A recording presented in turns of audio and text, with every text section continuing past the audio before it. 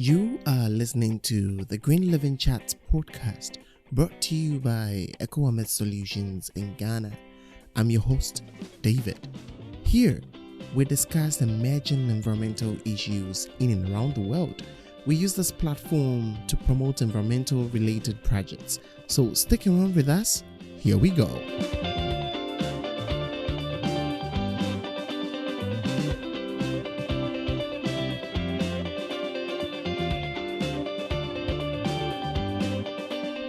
Thank you so much for tuning in to the Green Living Chat podcast. And on today's episode, we are talking about recycling incentives and waste recycling businesses. In solving the common waste problem all over the world, we have to make these kind of businesses and solutions quite attractive for people to get into it. And one organization in the world that is doing this amazing job in developing countries is WasteAid. And to talk about this topic, Zoë Lenkiewicz, who is the Senior Technical Advisor and Head of Communications of WasteAid in the United Kingdom. We talked about how she got into these programs and how she ended up using her skills and experiences to author one of the significant tools used in waste management and recycling incentive programs. So why don't you grab a chair and a coffee and let's get into today's episode.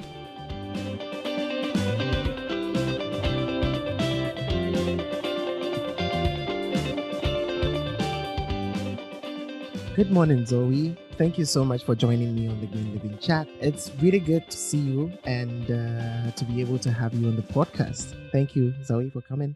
Thank you so much, David. It's a pleasure to be here. Zoe, I was talking to you earlier before we started this podcast, and I just really want you to know that people all around the world, especially in the African region, really appreciate you. You know, let me tell you an interesting story. So I interviewed a guy about the latter part of last year, Nelson from Ghana. He's turning plastic waste into bricks. So, you know, after the podcast, we were just having a casual conversation, and I was like, oh, you know, recently I've been in touch with a lady and she's with WasteAid. And as soon as I mentioned WasteAid, she was like, is it Zoe? And I'm like, huh? What are you talking about? You already know her? And I'm like, wow. And it's not just, the story doesn't end there. There are lots of other people that you just connect with, talking about how they can improve their work and other things. And they just mention your name. You know, someone even just sent me your number. It was like, just confirm if it's that person. I'm like, wow. Zoe, it's really beautiful, the work you're doing. Before we start anything, I just want to say that people really appreciate you. And I think that everything you're doing is, you're really leaving a very beautiful mark in the world. And no one will ever forget that. So thank you for what you do, Zoe. David, wow, thank you so much. I'm blushing. That's really, really nice to hear. Nelson, I remember very well. He was very welcoming to me when I visited his factory in Tema, in Accra. It was an honor to meet him. You know, he's a real leader in what he's doing. And that's one thing that I love about my job and how it's developed, is that I get to meet so many inspiring people around the world, especially in West Africa. I've met so many. And it's always, it's just a delight when you meet people that are from a completely different place, but with the same mission and, you know, really like-minded spirits. And yeah, it's just great. I think we all find it very energizing to connect and learn from each other. So someone listening to this might be wondering, what exactly do you do? But I am more interested in how this whole journey started, Zoe. So how did you end up? I'm sure you did some few things before ending up with WasteAid. So where did this interest come from? Where did this passion come from? I really wonder, because I couldn't find that on Google. Well, yeah, thanks for asking. So when I was 11 years old, it was the first United Nations Earth Summit that ever took place, and it was in Rio de Janeiro. And I was addicted to a children's television program called Blue Peter. And on Blue Peter, every week they would teach you how to make something from waste. So normally it would be with a washing up liquid bottle or the inside of a toilet roll tube. And we would make all sorts of things, you know, like a rocket or a house or whatever. And I just loved it. I just always loved creating things from waste. We didn't have a lot of money to buy expensive craft kits, so whatever I could, whatever my mother would let me use, and that's what I would use, and I loved it. So when the Earth Summit happened and this program Blue Peter made a big deal of it, that was it. I was just hooked. I understood how my creative passion could link with this bigger global mission of environmental protection, and I understood for the first time how important it was. So it all kind of came together for me at that point, really, back in 1992. Then when I went to do my degree, I studied environmental biology. I was really interested in ecotoxicology and pollution. Realized then that there were, really significant problems emerging in lower income countries where there was a lot less attention being paid to these problems as well. And so I did a master's in environment and development. Now, from there, I just started working in waste management. It was a point when the European Landfill Directive had just been introduced. So local authorities across the European Union had to start introducing separate recycling collections from people's households. So there was a lot of jobs in that area at the time. So I got my first job in local government, went from there to an academic group, from there to a consultancy working on major waste infrastructure. And then I was like, not that I was learning so much, but I wasn't applying what I had learned to this challenge of, waste management in developing countries. Like, that's what I really, really wanted to work on. So in 2015, when the opportunity came up to be part of the founding team of WasteAid, I just jumped on it, and I haven't looked back. I absolutely love it. Yeah, that's the story. Wow. So actually, at a very young age, you already had this recycling incentives with you, and it's really amazing. Wow. I was completely smitten. And now I think I just got the perfect job because it's all about making things from rubbish. Exactly, right? I haven't really developed in 30 years. And how has this experience been for you being at WasteAid? Over the years, you've been working with so many people all over the world. How has this experience been? Yeah, so I love it. I learn something new every single day, normally through interactions that I have with people that get in touch with us, either through the website or LinkedIn or Twitter. There's a really active community of people that are really passionate about this subject and keen to share ideas and learn from each other. And yeah, I just find it really energizing. So, yeah, I guess at WasteAid, so, I really enjoyed building something from nothing, and we really did it on a shoestring, which of course is my speciality. And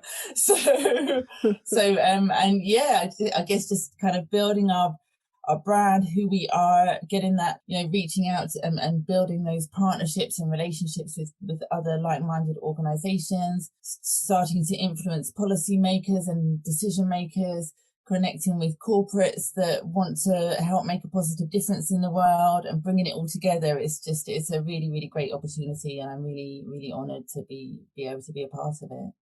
I just really love the idea of WasteAid. It's just so perfect. Just the name, it just encourages you to do something. But I just want to get your personal thought on this.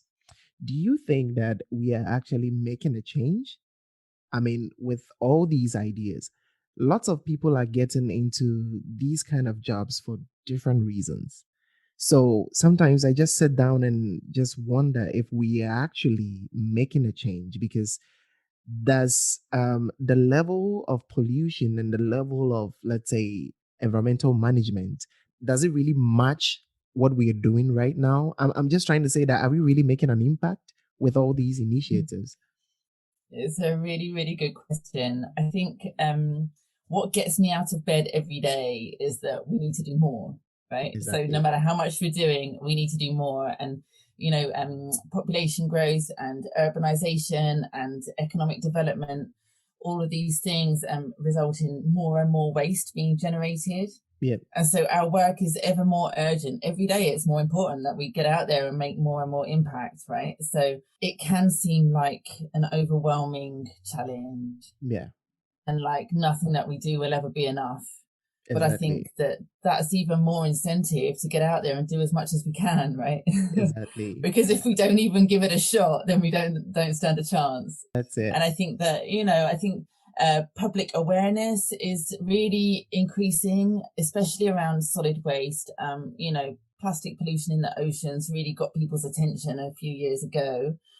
And while that's not the only problem caused by poorly managed waste, it's served the subject well in terms of getting people's attention and helping them understand, actually, where is it coming from? It's not coming from the ocean.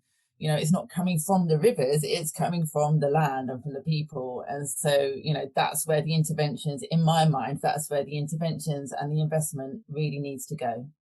Mm-hmm. You just brought another question to mind, that working with different people are coming from different backgrounds with different cultures, different experience, and different mindsets. But we seem to have a very common, to face a very common problem. How do you make sure that we keep, the facts right? How do you make sure that we keep informing the people with the right information so that it doesn't get overwhelming? Because we have so many people, as I said earlier, that people are joining this whole campaign and this whole, initiative for different reasons. Some people just, try to go into zero waste just to feel good about it because they feel like, yeah, I'm doing something good, but not necessarily to make an impact. How do you make sure that, because I know you're into campaign and advocacy and all these incentives, how do you make sure that the right information is passed on? I don't mind why people are engaged with it. I don't mind, whether they're just wanting to live a zero waste lifestyle because they find that desirable and attractive, or because they want to change the world. I don't mind where people are on the gradient, and I don't mind what their approach is. Some people want to work on I suppose, and the WasteAid approach, because we're waste managers by profession. However, I also completely encourage people that are doing craft, upcycling type things, or people that are campaigning to reduce waste in the first place, because I think that the challenge is so big that we need to be approaching it from all the different angles. And whatever skills and passions people have, for the topic, they absolutely need to be welcomed, because it's a multifaceted challenge. And it's going to take all of our creativity, all of our ideas, all of our ingenuity to make, a sizable dent on the challenge that we need to make. That said, I think, I was reflecting on this question before we got on the phone today. And I think that although culturally we are very different around the world, some places, communities like to work in cooperatives, whereas in other places it's more private business attitudes, all this kind of thing, many differences culturally. But actually, when you look at the waste that people are generating from their households, there's not much difference at all. Yeah. In poorer economies, food waste takes a larger proportion of the waste stream, not because more food is wasted, but because there's less of the other stuff. Yeah. Right. But overall, I can look at a waste composition analysis before we start working anywhere to see what is in the waste, what materials are there.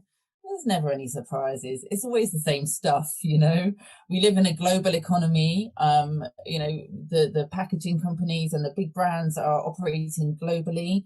It's the same materials for packaging and products that are getting into all of our homes, wherever we live. And I think that's something that we can use to our advantage, because, LDPE plastic, the stuff that's used for plastic bags and wrap, wherever you are in the world, it behaves the same way. If you want to manage it and treat it, it's exactly the same process. And it's the same with food waste. It's the same with metals. Whatever waste you have, doesn't matter what culture you're in, science and the material is still the same. So that makes it a lot easier than it might seem, I think, which is a positive. I really like the way you look at these things, and well, it shows that you're an expert in what you're doing. So in your own words, how would you describe, or how would you explain this to our listeners? What is waste recycling businesses, and what are the recycling incentives in general? What are these things? Or what are these kind of businesses? Okay, so yeah, there's lots of different ways that you could set up a recycling business. Some materials have kind of global value chains. So a value chain is where, it starts with somebody collecting the material. They will sell it to maybe a middleman who will sell it to a reprocessor who will turn it into a new product, and that would then be sold back into the supply chain as a product, right? So that's what we mean by value chains. And there's all sorts of different roles that a business could take at the different steps of that value chain. So, if you want to get into recycling, you could be operating in the collection space.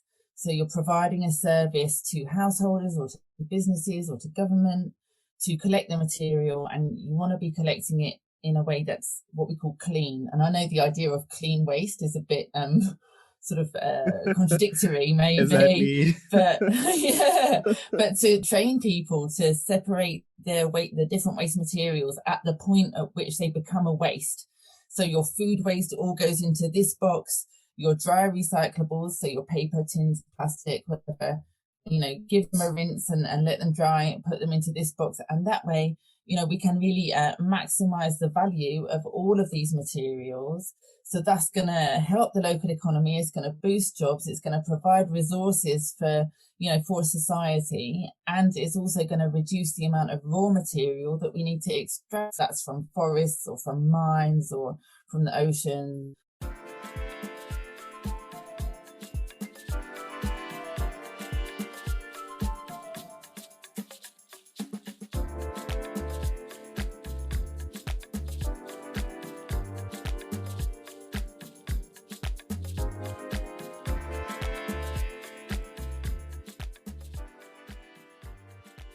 If you wanted to be part of like the global economy, for example, of plastics, there's companies that collect PET plastic, which is your clear plastic bottles, like your Coca-Cola bottles, water bottles, this kind of thing.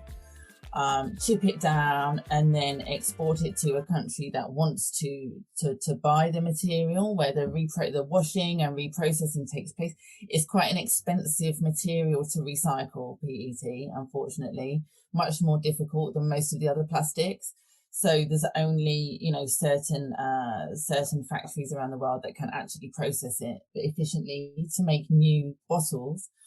So, you could be part of that value chain by collecting and chipping and exporting, or you could alternatively, like there's just so many great organizations out there doing wonderful things. There's some innovations lately coming from a group in Nigeria called Planet 3R. I'm a huge fan. Mm-hmm. They've been putting LDPE, so the plastic bags, cutting that into strips and putting it onto a weaving loom and making a beautiful fabric that doesn't look recycled, which is the magic about it. You're limiting your market if it looks recycled. If it looks like a brand new material, then you've got, the world is your oyster really with your customers. And that's a real good trick.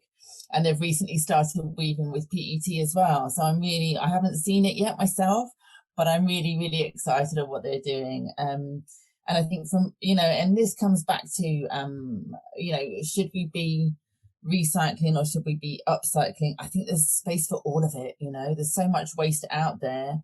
We can all be doing whatever we want, and there will still be more than we can deal with. Just want to encourage anyone, whatever creativity or innovation or business you want to go into and develop with recycling, just go for it. There's, no time like the present. Every time you just talk to anyone into these kind of business, they start with the challenges. Lots of them are going through challenges, and one of them is, the value that is placed on the things they are recycling. And it sometimes makes me think that how efficient are these kind of jobs, because people don't see the value in waste.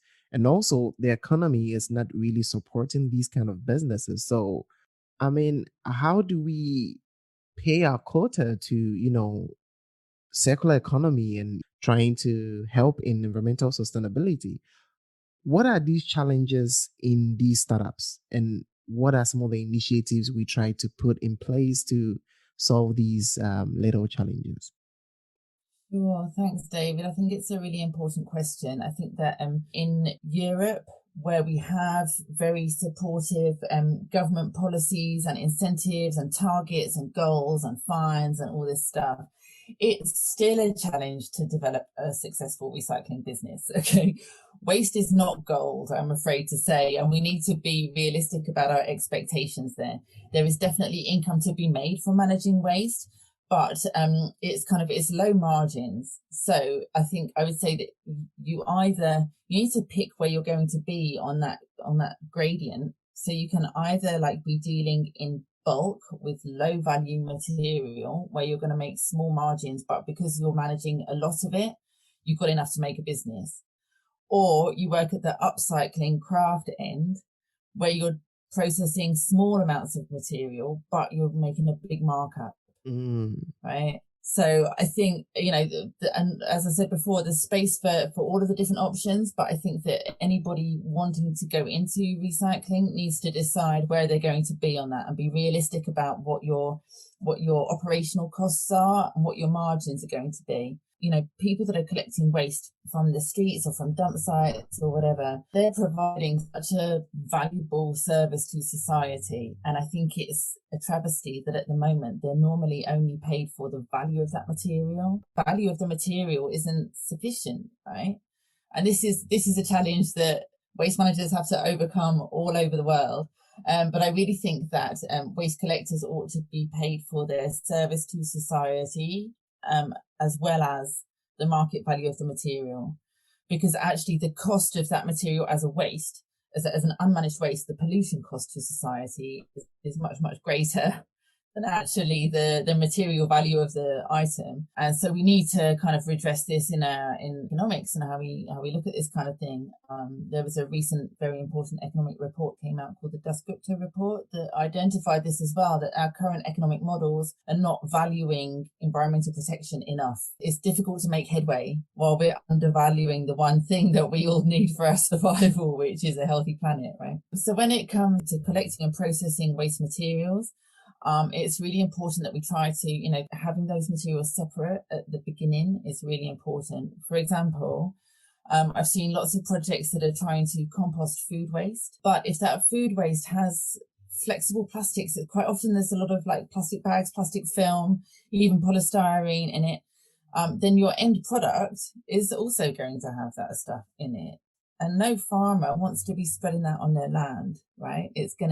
Plastics on agricultural land will prevent the roots of your crops being able to get down into the ground and get the nutrients and water that they need to grow. And so the last thing we want to be doing really is spreading plastic waste across our agricultural soils. We need to protect those soils for future harvests and so on. And it works the other way as well. If your plastic is really heavily contaminated with food waste, no plastics reprocessor is going to want to touch it. That's it. It's disgusting, right? It's it's just a big, ugly, stinking mess.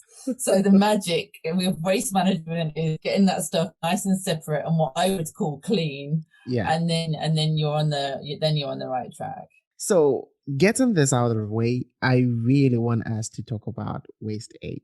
WasteAid is doing so many amazing things, and guess what, guys? We have the senior technical advisor here to tell us what WasteAid does. So what is WasteAid and what do you guys mainly do?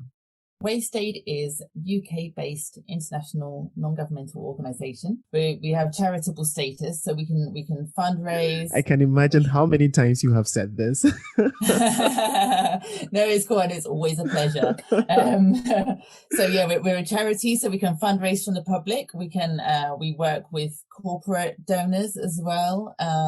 And we work hard to get institutional funding, for example, from UK Aid or the EU, this kind of body.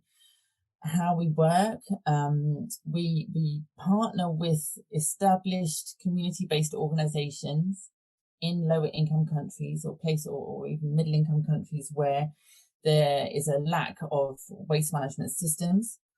If there's wherever waste is leaking into the environment, there's an opportunity for us to get in there and make a positive impact, right? So our approach is very livelihoods based. So one thing that I see is, the European or Western, if you like, model of waste management is based on the fact that in Europe, wages are expensive, but technology is relatively cheap. Whereas somewhere like West Africa, it's the other way around. Here, you've got really high unemployment, and technology is relatively very expensive.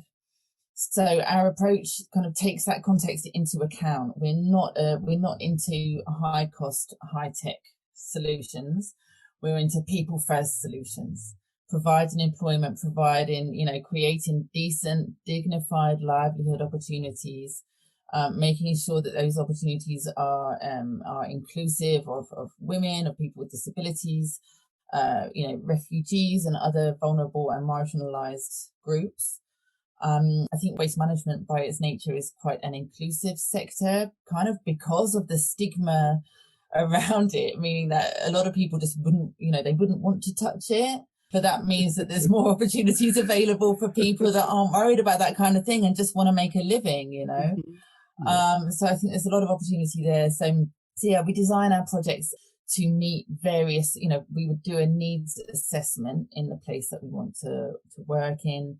We'll identify what the main problems are that are being caused by poorly managed waste. So quite often there's like serious open dumping. Well, when there's no waste collection and no formal waste disposal sites, of course, it's just, dumping maybe in the street, or, there will be small informal dump sites or even massive informal dump sites. These dumps attract vermin, they pose a hazard to wildlife and livestock that are often roaming around. Children as well, can get harmed while they're playing and that kind of thing. But then also, understandably, people then set it on fire to get rid of it, because otherwise you're going to be looking at it forever, right? And it's just going to keep accumulating.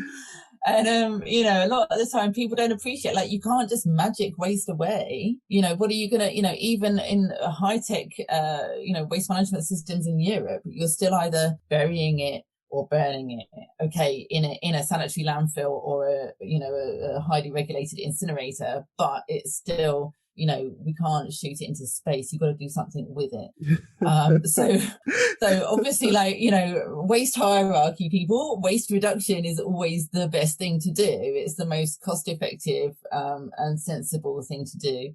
Then if you can't do that, obviously reuse what you can, just reduce the amount of waste that you're generating.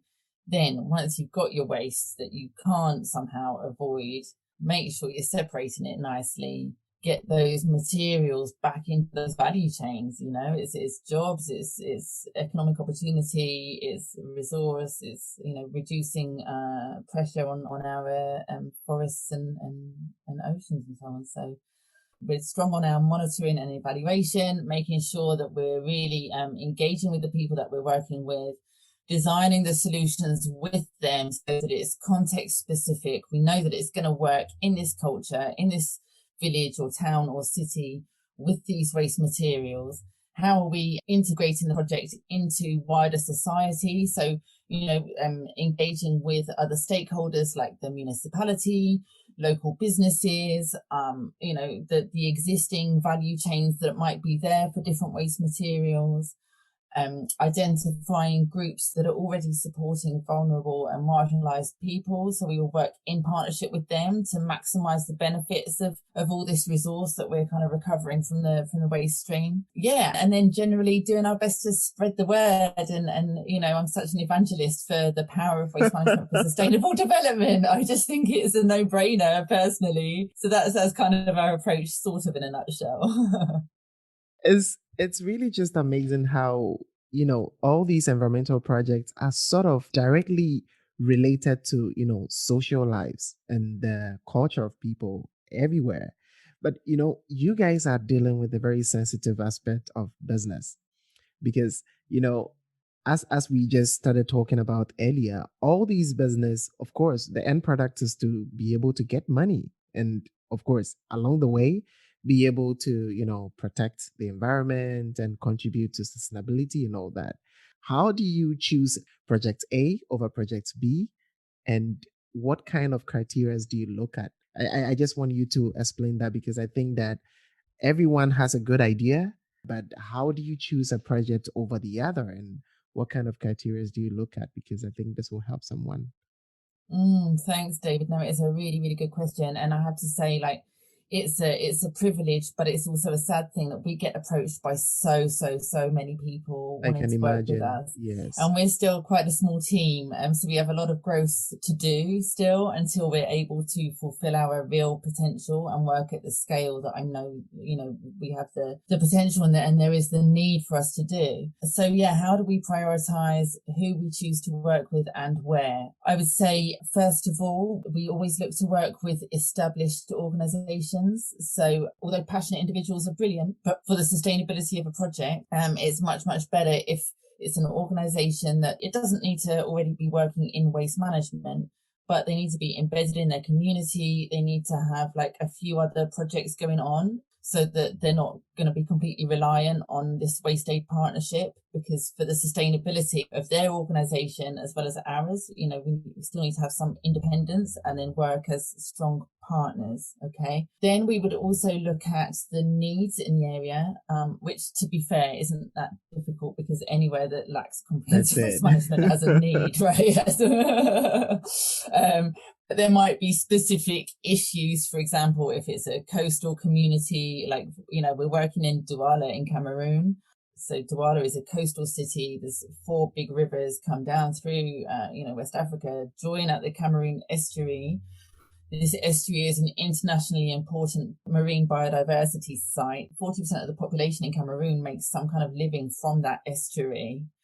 And yet I don't know if you've seen the pictures on our website or if you've been there even, but those rivers are full of plastic. And I know that this isn't an uncommon thing. Sadly, wherever we seem to go, we come back with similar photos. And I was giving a presentation once to a group in Indonesia and showing them these photos, and they said to me, "Oh, we thought it was just here."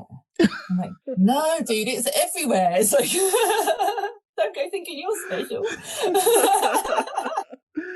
Good thing that because we're all dealing with the same problems, those waste materials that are causing the problems are all the same. So if we can find a solution that works in one place, we can share that with another place and just replicate, help amplify. Exactly, scale it up, replicate and amplify the positive impact. So yes, check out the partner, understand the needs of the area. Is there already a supportive enabling environment in the town or city? Does the government or the council have policies or bylaws that would support this kind of intervention? Are there other NGOs or businesses working in this space, and how well are they collaborating? What are the gaps? Where is the stuff slipping through the net, and how can we implement a livelihoods approach to recovering that material, keeping it out of the environment, creating jobs? That's kind of our modus operandi. Always with a lot of health and safety advice and trying to influence the decision makers as well, so that it's not just because, if you're just going from community scale project to community scale project, you're just scratching the surface. But what we really want is more fundamental change, right? And yes, that takes time and we need to be patient, but we just need to keep chipping away at it. With every project, using that to help increase our advocacy and build our message, build our network around the world of like-minded organizations that are all calling for the same thing. And so far, it's been working like magic because we can see the results. It's just really amazing. So we know about the WasteAid Toolkit, right? How does this work? Supposing I'm a young guy somewhere in West Africa and I want to start a business, what offer does this kit have for me? Okay, thanks. So yeah, you go to wasteaid.org and click on the toolkit button and it will take you into a mini site. This was, we call it a toolkit. It's a fancy word for like a guidebook, maybe. I don't know. We were funded by the Chartered Institute of Waste Management in the UK a few years ago. So we published it in October 2017. And I was just looking yesterday, we've had nearly 250,000 visits to it. So we're very clear of the need for this kind of support around the world from like more than 250 countries. I don't know how many countries there are in the world, but we're pretty much there. So the toolkit is it's in 2 main sections. The first section is called Making Waste Work. And that is like the whole thing is designed for people who live in lower or middle income communities, countries that lack a comprehensive waste management system. And it's basically saying to you, like, you don't have to wait for your council or your government to come and provide this service. You can get together with community members and you can start making a positive impact today. Okay, so it talks you through how to understand waste, how to look at it through like my eyes, getting nice clean waste, how to talk to different stakeholders in your town about it, how to get support from the places that you need that support. Yeah, how to identify the different materials. So that's kind of the main, the sort of the book element of the toolkit. And then there's about a dozen illustrated step-by-step how-to guides for turning waste materials into something useful. So we have, food waste into compost, even food waste into compost using worms, which I have yet to try, but I really, really want to because worms are super cool. And then there's the instructions for making like the paving tiles from plastic bags and sand, or, there's all sorts of different activities that you can do there. So yeah, it's freely available. We've got a few little YouTube videos showing some of the processes as well. And yeah, I would just encourage everybody to dip in and explore it. And hopefully there'll be something useful that you can take away from it that'll inspire you to make a start. We would do well to link some of the projects that you have done over the years in keynotes, and anyone can just click on these and get some information about this.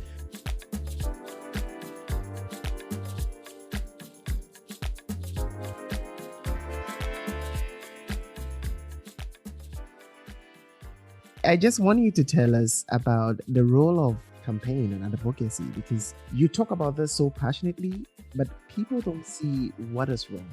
People know, it's happening, it's because it's what's supposed to happen.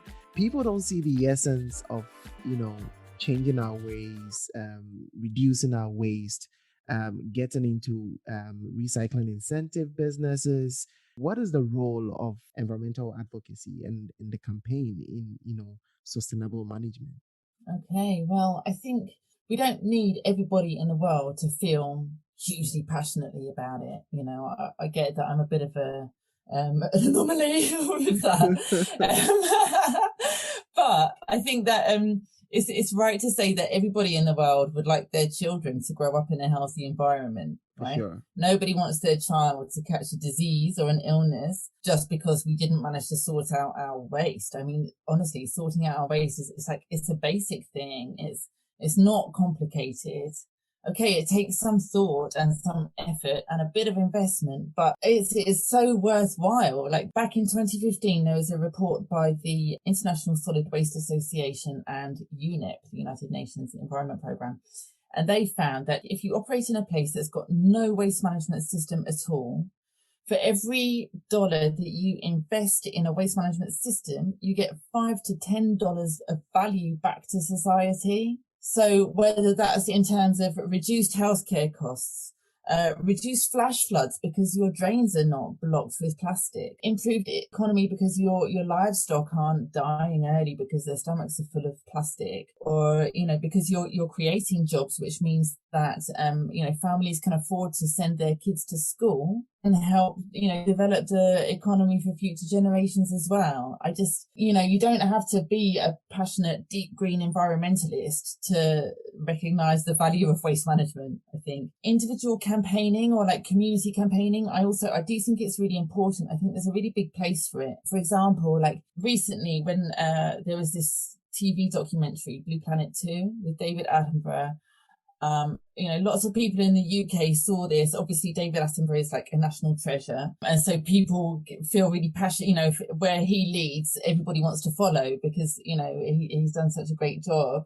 And so following that, lots of people in Britain were very, very, and not just Britain, admittedly, but, very enthused suddenly and concerned about this plastic pollution in the oceans. And so it was in the media because, everybody cared about it. So the media were talking about it. And as a result of that, then government wanted to make sure that their policy was addressing what people really care about so that they could get good media, and then the companies themselves started making pledges to make sure that this plastic pollution wasn't going to continue at the same rate. Now, what we've seen is that those pledges have come into place in Britain, in Europe, but what we really need is for them to come into place in Africa, for example. But that will take people from, in their own African countries to actually get together and demand that change for themselves. It's not as effective for somebody from elsewhere saying, oh, this change needs to take place in Kenya or this change needs to take place in Ghana. No, when the Ghanaian people come together and say, we need change, it doesn't need to be really expensive or complicated. We just need, basic waste management services. For these reasons, we recognize the value of it to society, and actually it's got such a good return on investment that, there's no time like the present to make a start, because you'll never regret it. If you have the chance to change something in how we behave towards the environment right now, what would it be? Okay. Just use less. Consume less. All the stuff. I went through a stage of my life where I was a bit of a shopaholic. I spent more money than I had on stuff that I didn't really need. I mean, don't get me wrong, I had lovely shoes. They were beautiful shoes. But but in the grand scheme of things, you can't take this stuff with you. And in the end, a lot of the time I think people just buy stuff sometimes to make themselves feel better, as a bit of comfort, as a kind of like, oh, I've worked hard, I deserve to treat myself with something. Try treating yourself with something that's good for you and the planet, rather than just buying something for the sake of it. I think, a lot of the time our consumption is unnecessary. We buy stuff that we don't need and we don't really value. We don't really care about it. Mm-hmm. So it's just going to become a waste. So yeah, that I think that would be my one takeaway, is just to be a little bit more mindful with how much unnecessary stuff we buy. For sure, anyone who listens to this podcast is just going to gather so much information about how WasteAid works and what we can also do, initiatives that we can bring in. And there are people there to help us to polish our ideas and make them interesting. When you just go to WasteAid, just say, I'm looking for Zoe. She's the person you have to look for. Trust me. And your ideas will be turned to amazing things. Thank you, Zoe, so much, so much for coming on the show today. I really had a nice time with you and I really appreciate you coming. I don't know if you have anything that I missed or you want to say. Thanks so much, David. I mean, it's been an absolute pleasure and an honor, and I love any opportunity to evangelize about waste management. I would just say one last thing to no people one listening. uses that word with waste, evangelize. Sorry. It's so amazing. I'm like, okay, my final message then, if I may, is that I just want to share that waste management is a fascinating and really rewarding area to work in. It's got roles for all sorts of people, from IT systems to mechanical engineering, psychology to global politics and economics. I would encourage anyone who's interested to pursue a career in sustainable waste management. You'll learn so much along the way and be able to make a significant positive impact for future generations. Thank you. And if you're just confused on how to start, just look for Zoe. Thank you so much for coming on the show. Thank you, Hi. David. It's been a pleasure. Bye-bye.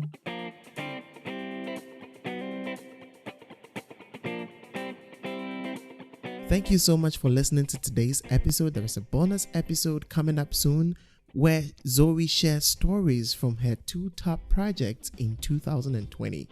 Why don't you check it out? Also available on all podcast platforms, including our website, www.ecoametsolutions.com. We are available on all social media platforms at EcoAmet Solutions. See you on the next episode. Until then, live green.